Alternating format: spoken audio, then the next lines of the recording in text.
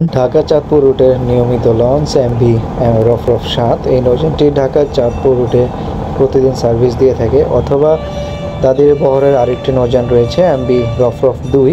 এই দুটি নৌযান বর্তমানে একে অপরের ট্রিপ দিয়ে থাকে। ঢাকা থেকে প্রতিদিন নৌযানটি রাত্র ১২টায় চাঁদপুরের উদ্দেশ্যে যাত্রা করে এবং প্রতিদিন দুপুর ১২টায় চাঁদপুর থেকে ঢাকার উদ্দেশ্যে যাত্রা করে।